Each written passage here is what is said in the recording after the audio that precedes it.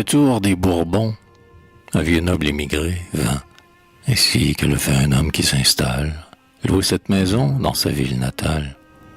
Railleur et n'ayant plus les antiques respects, il ne s'était enfui que lorsque les suspects furent enfin inscrits sur la fameuse liste. Car il était resté très ardent royaliste et partisan fougueux des orgueils du vieux temps.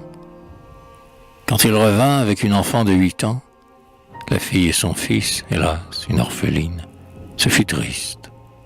Il était sans laquais ni berline, seul, à pied portant ce fardeau sur les bras. Mais, sceptique, il avait prévu les rois ingrats, et décemment râpé, sans misère apparente, il vécut dans un coin d'une petite rente, écrivant par loisir un traité de blason. Il avait justement choisi cette maison, parce que, d'un côté, triste, inhospitalière, avec ses murs verdis et son toit noir de lierre, elle convenait fort à son âpre dédain, et qu'elle avait, derrière, un carré de jardin, sous un frêle arceau de jaune capucine, dérobé au regard des fenêtres voisines, l'enfant pouvait jouer au soleil, dans les fleurs.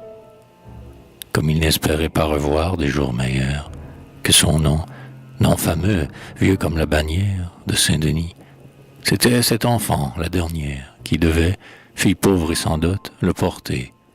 Qu'une mésalliance était à redouter, pour elle cet été avait rêvé le cloître.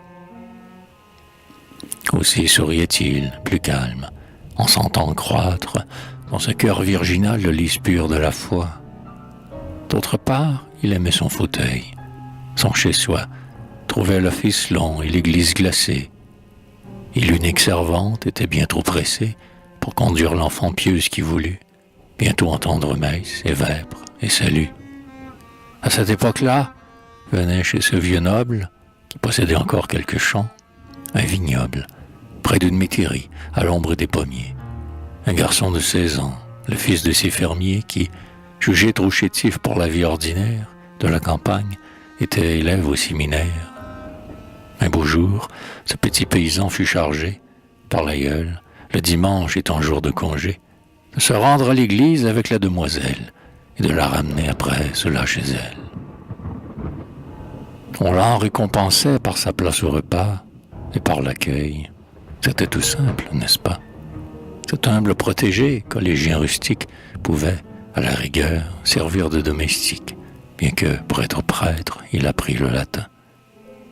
Depuis lors, les enfants, le dimanche matin, côte à côte et prenant toujours la même place, sous le vitrail en feu de la grande rosace, s'asseillaient dans la nef profonde et priaient Dieu.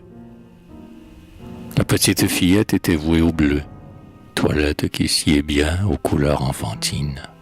Et tous ses vêtements, chapeaux, robes et bottines, comme son âme, étaient de la couleur du ciel.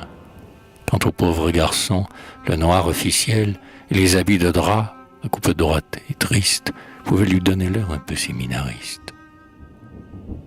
Mais chez les bonnes gens qui prenaient le chemin de l'église et voyaient, se tenant par la main, passer les 2 enfants avec l'heureux collage, c'était des hochements de tête et des éloges, de leurs regards brillants de douce piété. Seulement ils étaient d'une timidité extrême et rougissaient beaucoup quand, sur leur route, un passant, étranger à la ville sans doute, parlait d'eux, les prenant pour le frère et la sœur. L'un et l'autre, ils goûtaient vaguement la douceur pénétrante que donne à l'habitude prise la province où la vie est monotone et grise. Pour la triste orpheline et l'écolier captif, chaque dimanche était un moment fugitif, fait de calme harmonie et de parfum de fête, où, vibrantes de foi candide et satisfaites, leurs 2 voix se mêlaient dans tout ce qu'il y a d'allégresse à chanter les blancs, alléluia. Ils se sentaient égaux devant Dieu. La prière, entre eux, avait détruit à jamais la barrière qui, pour la loi du monde, encore les séparait. Et leurs 2 cœurs s'étaient réunis en secret par un de ces liens qui toujours se resserrent.